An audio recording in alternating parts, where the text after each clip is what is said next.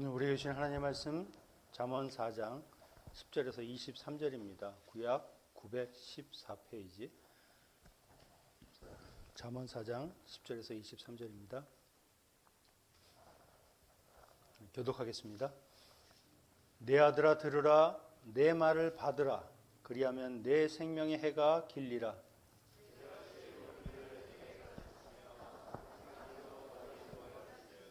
다닐 때 내 걸음이 공고하지 아니하겠고 달려갈 때 실족하지 아니하리라.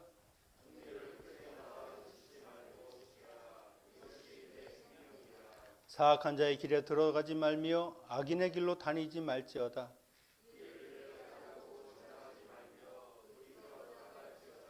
그들은 악을 행하지 못하면 자지 못하며 사람을 넘어뜨리지 못하면 잠이 오지 아니하며 의인의 길은 돋는 햇살 같아서 크게 빛나 한낮의 광명에 이르거니와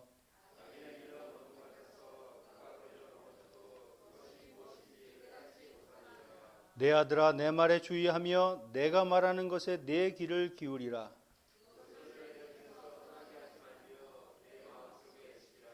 그것을 얻는 자에게 생명이 되며 그의 온 육체의 건강이 됨이니라.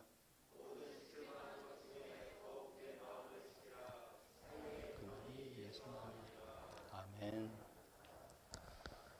우리는 매일 길 위에서 생활하고 있죠. 회사를 간다든지 아니면 쇼핑을 하러 간다든지 우리는 길을 통해서 가고 길을 통해서 옵니다. 때로는 그 목적지가 같아도 또 목적지를 가는 길은 굉장히 다양하죠. 토를 지날 수도 있고 아니면 무료도로를 선택할 수도 있습니다. 천천히 가든지 빠른 길로 가든지 자기가 원하는 대로 그렇게 정할 수 있는 것이죠. 여러분 인생도 마찬가지입니다. 어찌 보면 인생은 길을 가는 겁니다. 길을 가는 것. 처음에는 여러 갈래 길이 있습니다만 나중에는 자이든지 타이든지 한 가지 길을 선택해서 가게 되는 것이죠. 어느 길을 선택하는가에 따라서 그 결과는 굉장히 다릅니다. 이런 인생길을 갈 때 가장 괴롭고 힘든 것이 무엇일까? 아마 길을 잃어버리는 것일 겁니다. 어디쯤 갔을 때 보니까 내가 생각하지 않은 엉뚱한 길로 왔을 때 그때 참 당황이 되죠. 다시 되돌아가야 하는지 어느 쪽을 또 선택해야 될지 굉장히 난감할 겁니다. 보통 사람들이 길을 잃어버릴 때 남자분들은 절대 길을 묻지 않는다고 합니다. 끝까지. 그러다 결국 안 되면은 물어보겠죠. 사실 길을 잃었을 때는 누군가에게 도움을 청하는 것이 가장 빠른 길입니다. 안 그러면 더 방황하고 시간만 걸리기 때문이죠. 그럴 때 내가 아는 지식과 경험이 아니라 나보다 더 나은 방법, 더 정확한 지도 아니면 누군가 전문가에게 의뢰하는 것이 가장 해결할 수 있는 좋은 길이죠. 그러나 더 큰 문제는 무엇입니까? 내가 길을 잃었는지 제대로 된 길을 가는지 그것조차 모르고 사는 겁니다. 자기가 잘못된 길을 가고 있구나 하는 것을 깨닫게 되면 돌이킬 수 있습니다. 다른 길을 선택할 수 있죠. 하지만 그걸 모르고 그냥 간다고 하면 결국 그 끝은 자신이 원치 않는 오히려 자기 생각한 것보다 훨씬 더 잘못된 그런 결과를 맞이할 수 있죠. 이런 걸 보면 인생에서 가장 안전하고 좋은 길을 가는 방법은 처음부터 잘못된 길이 아니라 바른 길, 다시 되돌아오지 않거나 잃어버리지 않는 길을 선택하는 것입니다. 그리고 내가 그 길을 가면서 정말 잘된 길을 가고 있는가, 혹시 내가 다른 길로 들어서지 않았는가 늘 점검하는 것이 필요하죠. 사람들은 보면 많은 사람들이 가는 길, 그런 길을 선택합니다. 왜냐하면 거기에 뭔가 있을 것 같으니까. 그래서 많은 사람들이 간다고 생각하니까 그 길을 쫓아가는 것이죠. 그래서 길을 선택하는 것, 남이 아니라 나 자신도 아니라 그 인생의 열쇠를 쥐고 있는 하나님께 묻는 것이 가장 지혜 있는 길입니다. 오늘 솔로몬은요, 자기 아버지 다윗이 자기에게 전해준 이야기, 자기의 선조들로부터 그렇게 유언처럼 내려온 이야기를 자기 아들에게 지금 이야기하고 있는 겁니다. 다윗은 모든 신앙인의 표본과 같은 지혜의 사람이죠. 하나님이 기뻐하시는 의인의 길을 갔고요. 자기의 인생 길을 다 지나고 나서 보니까 그래도 내가 온 이 길, 하나님과 동행하고 하나님의 말씀을 따라서 왔던 이 길만이 내가 자녀들에게 물려줄 수 있는 가장 큰 유산이라고 하는 그런 생각에 그것을 솔로몬에게 물려줬고, 솔로몬은 그 아들들에게 지금 이 이야기를 하고 있는 것이죠. 그런 확신이 있으니까 오늘 우리에게도 이 말씀을 그대로 하고 있는 겁니다. 오늘 특별히 솔로몬은 두 가지 길에 대해서 우리에게 전해주고 있습니다. 바로 의인의 길, 그리고 악인의 길. 의인의 길과 악인의 길, 뭐 들으면은 당연히 알 것 같은데 과연 그 차이가 무엇인지, 어떻게 하면 우리가 악인의 길이 아니라 의인의 길을 갈 수 있는가 하는 것을 같이 생각해 보겠습니다. 10절에 보니까 아들아 들으라, 내 말을 받아라, 그리하면 내 생명의 해가 길리라. 부모가 자녀에게 가르쳐야 하는 것, 지혜로운 길, 정직한 길, 그래서 정말 생명이 있는 그 길을 가도록 하는 것입니다. 하나님 우리에게 원하시는 것도 다른 게 아니죠. 지혜롭고 정직한 길을 가야 하는 것이죠. 왜냐하면 거기에만 생명이 있기 때문입니다. 잘 가르치는 것, 정말 좋은 훌륭한 그런 사람이 되는 것도 중요하지만 정말 중요한 것은 그 사람의 삶의 자세입니다. 좋은 것을 아무리 갖다 주어도 받아 먹지를 않으면 아무 소용이 없는 것이죠. 다윗의 삶을 보면은요, 그 아들들도 아버지의 그 교훈, 훈계를 잘 듣지 않았던 것 같습니다. 가장 대표적인 인물이 압살롬이죠. 아버지의 말을 거역하고 오히려 아버지에게 반역을 해서 그 아버지가 가지고 있는 그 왕권, 그 자리를 차지하기 위해서 아버지를 몰아냈습니다. 분명히 아버지가 정말 참된 인생의 길이 무엇인가를 가르쳐줬음에도 불구하고 그 길로 가지 않았다는 것이죠. 들어도 제대로 받거나 붙잡지 않고 그것을 그냥 대충 들었다는 겁니다. 그러니까 아버지가 말한 대로 생명의 해가 길지 못하고, 그리고 인생의 젊은 나이에 그렇게 마감하게 되는 것이죠. 그 이유는 단 하나입니다. 아버지가 말한 지혜의 길, 그 의인의 길이 아니라 스스로 사악한 길, 악인의 길을 갔기 때문입니다. 우리도 매주일 말씀을 듣고 혹은 또 매일 말씀을 묵상하기도 합니다. 그런데 그 말씀을 통해서 생명의 길이 무엇이고 사망의 길이 무엇인지를 알매도 불구하고 그 길을 잘 가지 않는다는 거예요. 좋은 말로만 듣고 그냥 거기서 끝나고 마는 겁니다. 여러분, 우리도 얼마나 많은 말씀을 들었습니까? 말씀을 보았습니까? 또 성역 공부를 얼마나 많이 했습니까? 그러면 만약에 우리가 그렇게 조금 내가 들었던 말씀대로 한 걸음 한 걸음 살았다고 하면 우리의 인생은 어마어마하게 달라졌을 겁니다. 비교할 수 없을 정도겠죠. 한번 곰곰이 생각해 보십시오. 내가 들은 말씀, 얼마나 그 말씀대로 내가 살아가고 있는가, 얼마나 하나님의 말씀에 내가 순종하며 오늘도 그렇게 나의 믿음을 지켜가고 있는가 하는 것을 생각해 봐야 되는 겁니다. 지혜의 길, 의인의 길, 그것은 하나님의 말씀을 붙들고 정말 그 말씀대로 정직하게 거룩하게 사는 것이죠. 이것이 하나님이 우리에게 원하는 겁니다. 다른 무엇보다도. 신명기 10장 12절 13절에 보니까 이스라엘아, 내 하나님 여호와께서 내게 요구하는 것이 무엇이냐? 곧 내 하나님 여호와를 경외하며 그 모든 도를 행하고 그를 사랑하며 마음을 다하고 성품을 다하여 내 하나님 여호와를 섬기고 내가 오늘날 내 행복을 위하여 내게 명하는 여호와의 명령과 규례를 지키는 것이 아니냐. 하나님이 원하시는 것, 그 다윗과 솔로몬을 통해서 이야기하시는 그것은 그 마음과 뜻을 다해서 하나님의 말씀에 순종하는 것, 그것뿐이라는 것이죠. 그러면 솔로몬이 전하는 그 두 가지 길 중에서 의인의 길이라고 하는 것이 구체적으로 무엇인가? 이것은 지혜의 길을 걷는 사람을 이야기합니다. 정직하고 의로운 삶을 사는 사람들, 구체적으로 말하면 지혜의 말씀을 받아서 붙들고 그것을 놓치지 않고 끝까지 지키는 사람, 그리고 악인의 길, 그들과 전혀 가까이 하지 않고 오히려 그들을 피하는 삶을 사는 사람이 바로 의인의 길을 가는 사람들이죠. 의인의 길로 가려면 처음에는 최소한 그 하나님의 말씀의 지혜를 굳게 붙잡는 것이 필요하다는 겁니다. 말씀을 들었으면 그 말씀에 순종하기 위해서 모든 것을 다 하는 겁니다. 내게 불필요한 것은 다 제거하고 포기하고 내려놓고 그 말씀 듣는 것을 우선으로 하는 것이죠. 근데 우리는 정말 우리의 마음속에서 자발적으로 하나님의 말씀에 순종하며 사는 것이 쉽지 않다는 겁니다. 우리에게는 그런 능력이 없습니다.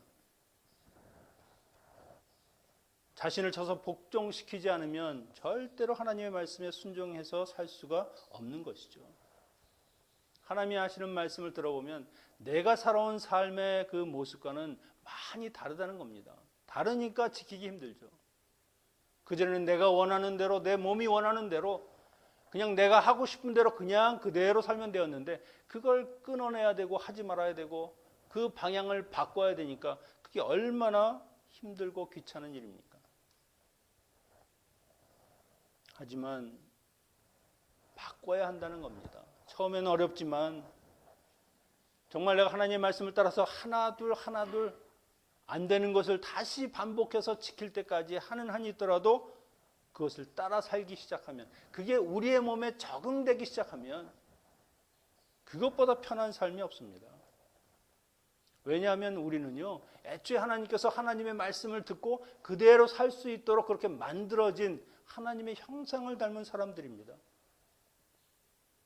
그것을 잃어버려서 그렇지, 그것을 회복하기만 하면 우리는 하나님의 말씀대로 살아가는 것이 얼마나 편한 것인지, 얼마나 평안한 것인지 깨닫게 될 것입니다.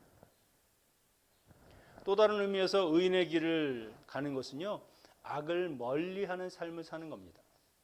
14절 15절에 보니까 사악한 자의 길에 들어서지 말며 악인의 길로 다니지 말지어다. 그의 길을 피하고 지나가지 말며 돌이켜 떠날지어다. 우리가 하나님을 믿는 성도라 할지라도요, 이 외부의 영향을 아주 잘 받습니다. 특별히 악의 영향, 악인과 함께 있으면 그 악인의 영향을 받게 되죠. 악에 물들기 쉽고, 그리고 그러다 보면 그 악한 일에 동참할 수밖에 없는 것이 우리입니다. 사람은 굉장히 연약합니다.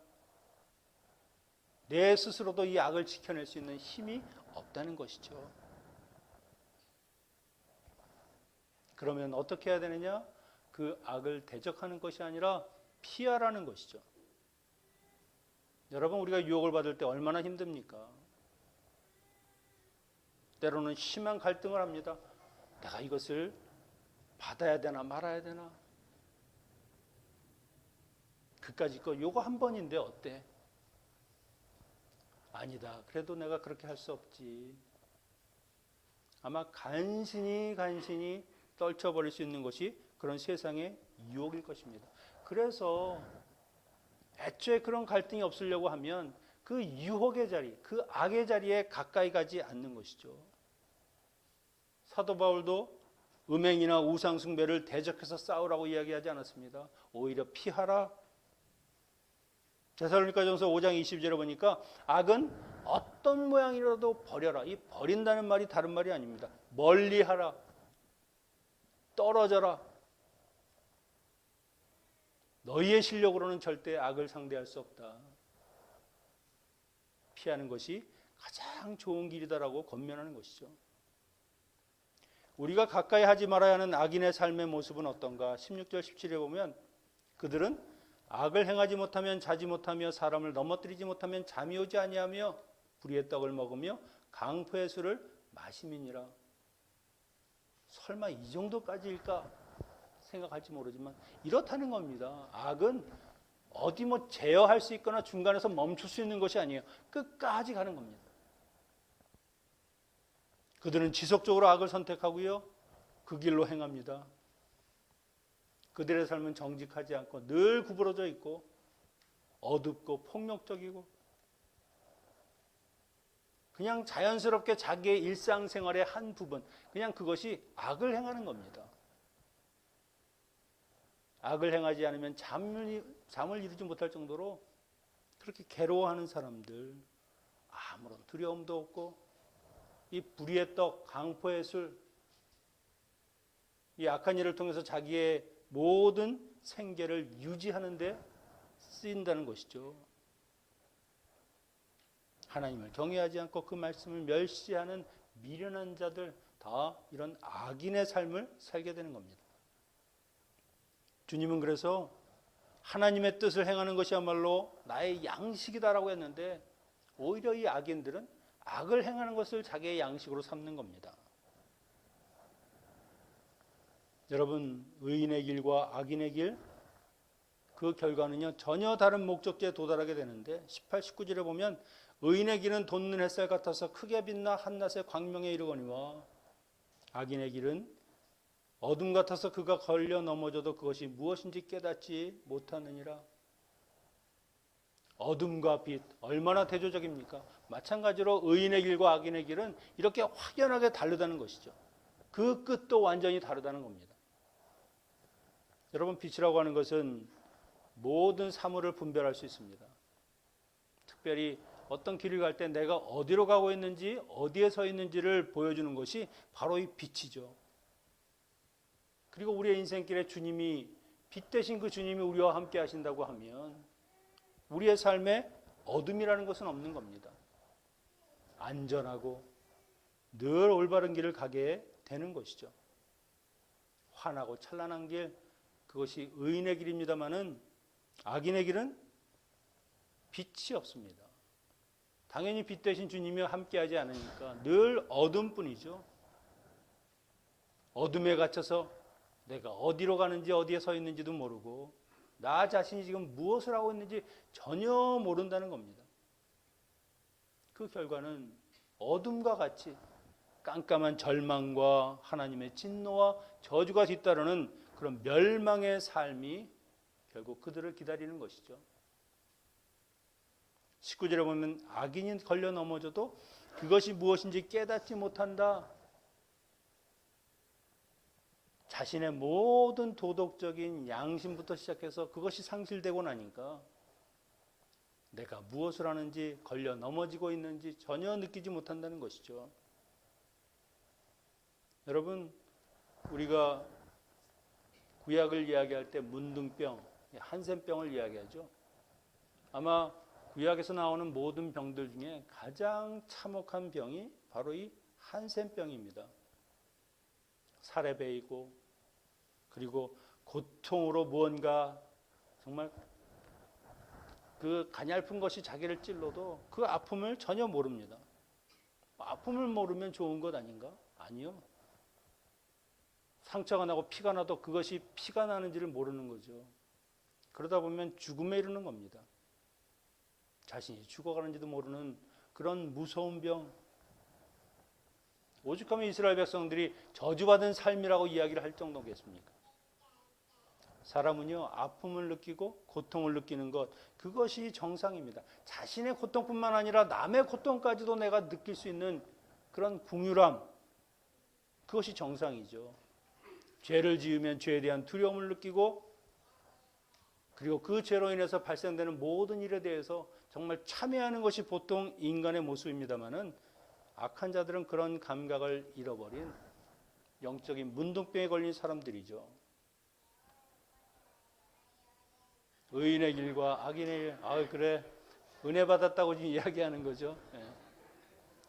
의인의 길과 악인의 길 완전히 다른 겁니다. 천국과 지옥, 구원과 멸망. 솔로몬이 우리에게 두 가지 길을 이야기합니다만 그가 말하는 것은 한 가지 길로 가라는 것이요. 바로 의인의 길. 절대 다른 길로 가면 안 된다. 그곳으로 가면 너는 죽을 수밖에 없다라고 이야기하는 겁니다. 그래서 주님도 우리에게 이 생명의 길을 가라고 말씀하셨습니다. 마태복음 7장 13절 14절에 좁은 문으로 들어가라. 멸망으로 인도하는 문은 크고 그 길이 넓어 그리로 들어가는 자가 많고 생명으로 인도하는 문은 좁고 길이 협착하여 찾는 자가 적음이라. 생명이 있는 좁은 길, 그 의인의 길은 많은 사람이 가지 않는다는 겁니다. 사람들은 편하고 좋은 길, 그냥 화려하고 내가 그냥 누리기 좋은 그런 길만을 찾아가지만 그 길은 멸망으로 가는 길일 수 있다는 것이죠. 그러면 의인의 길을 갈 수 있는, 의로운 삶을 살 수 있는 최선의 방법, 가장 필요한 것이 무엇인가? 23절에 보면 모든 지킬 만한 것 중에 더욱 내 마음을 지키라. 생명의 근원이 이에서 남이라. 다시 번역하면 다른 모든 것을 지킴보다 내 마음을 지키는 데 힘쓰라. 여러분, 우리가 인생살이에서 지켜야 할 것이 얼마나 많습니까?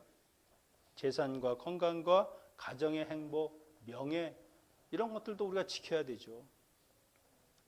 이런 것은 가만히 있다고 지켜지는 것이 아닙니다. 이것을 잃어버리지 않기 위해서는 많은 노력이 필요한 것입니다. 더욱 열심히 성실하게 일하고 아껴 쓰면서 그 재산을 모으고 몸에 좋은 것 정말 잘 챙겨 먹고 나쁜 것은 먹지 않고 그리고 운동을 하면서 그렇게 지켜야 건강도 지켜지는 것이고요. 가족들과 함께 하는 그 시간들을 많이 갖고 서로 대화하면서 상대방을 이해하려고 하고 서로 용서하고 그럴 때 가정의 행복도 지켜지는 것이지 아무것도 안 한다고 이것이 저절로 지켜지는 것이 아니라는 겁니다. 그런데 이 모든 것들, 우리가 정말 지켜야 할 것들, 그것보다 더 지켜야 할 것은 무엇이냐? 바로 마음이라고 하는 것입니다. 마음이라고 하는 것은 단순히 정신적인 그냥 정서적인 지각을 하는 그 내면만을 이야기하는 것이 아니라 그 삶의, 그 사람의 참뜻, 인간이 인간답게 살 수 있는 모든 도덕적인 행위는요, 이 마음을 따라서 결정되는 겁니다. 의롭고 공평하고 정직하게 살 수 있는 것은요, 이 마음에서 통하고 그것이 우리의 행동으로 표현될 때 그것이 나타나는 것이죠. 마음은 눈과 귀와 다른 모든 감각에서 들어오는 그 정보들을, 그 데이터를 수집하고 분석해서 그것을 따라서 감정을 표출하는 것입니다. 그래서 우리의 마음은요, 늘 이런 외부적인 여건들, 그 정보에 따라서 출렁거리기도 하고, 때로는 기쁘기도 하고, 슬프기도 하고, 누가 기분 나쁜 말 한마디 툭 던지면은 금세 안에서 그냥 분노가 솟구치고요. 화가 나고 마음이 상하고 좋은 말을 들으면 그래도 기분이 좋아지는 겁니다. 여러분 하루의 삶을 한번 되돌아보십시오. 얼마나 우리의 마음이 요동칩니까? 수도 없이 기뻤다가 즐거웠다가 또 슬펐다가 화났다가 마음이 상하면 우리의 생명도 우리의 건강도 상하게 되는 것이죠. 그래서 여기에 지키라라고 하는 말을 하는 것이 이것은 굉장히 적극적인 겁니다. 내 마음을 장악하려고 하는 것, 내 마음에 뭔가 불순한 것들이 들어올 때 그것을 허용하지 말라는 겁니다. 지켜라. 소극적으로는 악을 멀리하고 피하는 것이 우선이지만 그러나 내 마음에 직접적으로 파고 들어오는 것이 있을 때는 그것과 싸워서 대적해서라도 물리쳐야 되는 겁니다. 여러분, 우리는 하나님께서 우리에게 주신 것들은 절대 빼앗겨서는 안 됩니다. 우리의 영생 구원, 우리에게 주는 복, 그 중에 하나님이 우리에게 주신 그 마음, 이것만큼은 절대 빼앗기는 것이 아니죠. 마음을 빼앗기면 우리의 삶의 본부, 모든 것에 집결되어 있는 그 중심이 완전히 함락되는 겁니다. 이걸 빼앗기면 인생 전체가 빼앗기는 것과 똑같은 것이죠. 여러분, 우리 주변에도 정말 많은 업적을 남기고 많은 공을 세웠던 사람들, 그들이 인생에 있어서 넘어지고 결국 추락하는 것이 무엇입니까? 탐욕과 욕망, 그것에 자기의 마음을 빼앗겨서 그런 겁니다. 아무리 높은 자리에 올라갔어도 결국 그렇게 마음을 빼앗기면 추락하고 사람들의 손가락질과 비웃음만 받다가 인생을 마무리하는 것이죠. 돈에 빼앗기고 쾌락에 빼앗기고 권력에 빼앗기고 마침내 넘지 말아야 할 선을 넘기는 것, 그것이 어디에서 나오느냐? 이 마음을 지키지 못하는 것에서 나온다는 것이죠.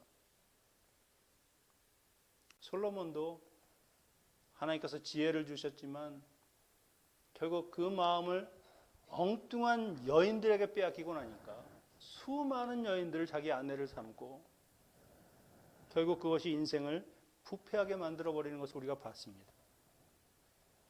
우리 인생의 승패 어디에 있느냐? 이 마음을 지키느냐 지키지 못하느냐, 거기에 달렸다는 것이죠.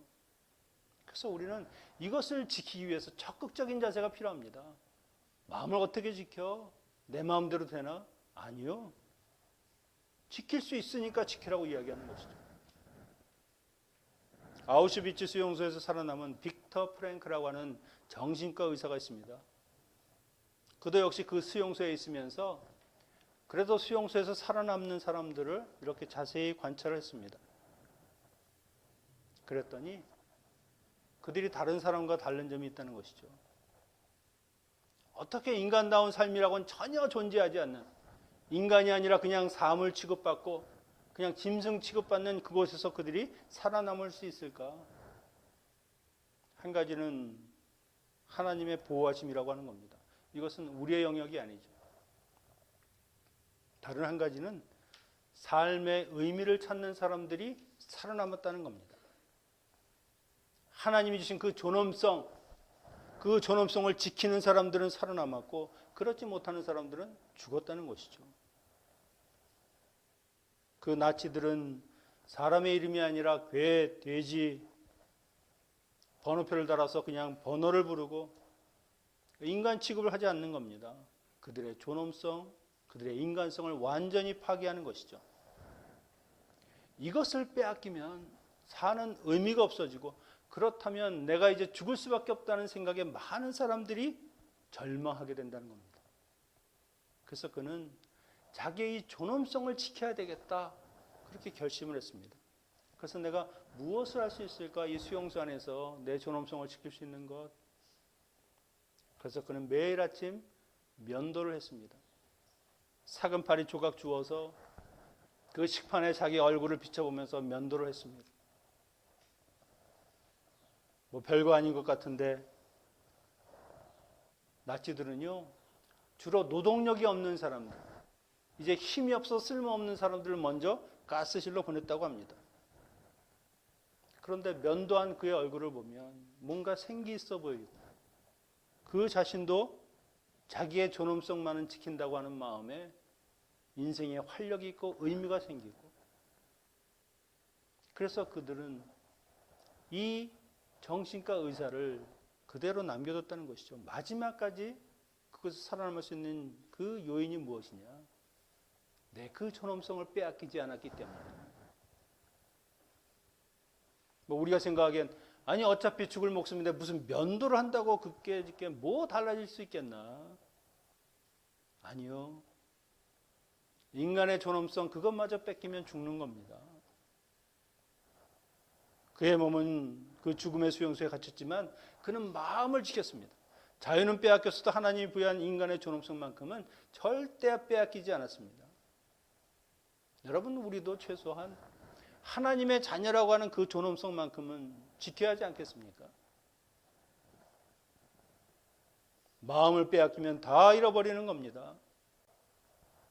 그래서 마음을 빼앗기지 말라는 것이죠. 여기에서 생명이 난다. 잠언 16장 32절에 자기의 마음을 다스리는 자는 성을 쳐서 빼앗는 것보다 낫다.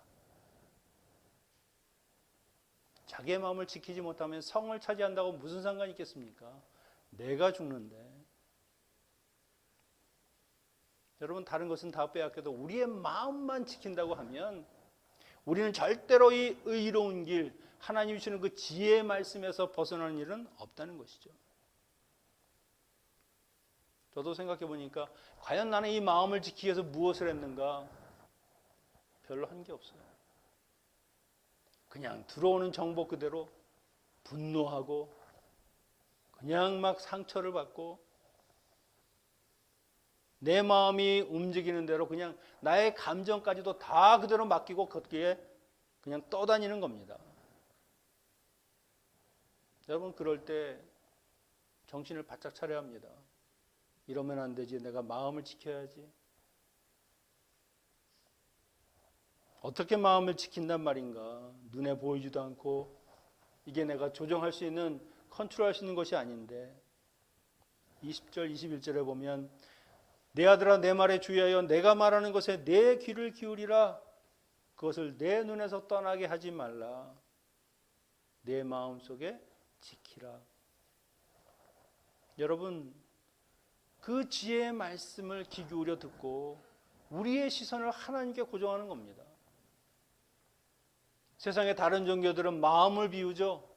면벽을 9년, 5년, 10년 그렇게 해서 마음을 비우면 그것이 이제 돌을 닦았다라고 이야기하는데 우리는 그렇지 않습니다. 우리는 비우는 것이 아니라 채우는 겁니다. 하나님의 성령으로 채우고 하나님 말씀으로 채우고 다른 것들이 들어오지 못하도록 그것을 꽉꽉 채워놓으면 우리는 분명히 그 마음을 지키게 된다는 것이죠. 하나님이 주시는 그 복을 누리고 그리고 하나님의 말씀에 순종하는 삶을 살게 되는 것, 이 마음을 지키는 것에서 출발하는 것이죠. 여러분, 내 마음에 다른 어떤 것이 들어오려고 할 때 두려움이나 불안이나 또는 세상의 어떤 것이 우리의 마음을 차지하려고 할 때 그 하나님의 말씀을 떠올리고 주님을 바라보는 겁니다. 이렇게 우리의 마음을 하나님께 올려드리는 것, 그것이 바로 마음을 지키는 가장 중요한 방법이죠. 그러면 하나님께서 지켜주실 겁니다. 하나님께서 붙들어 주시고 하나님께서 우리로 하여금 비록 흔들린다 할지라도 다시 그 중심을 잡을 수 있도록 만들어 주시는 것이죠.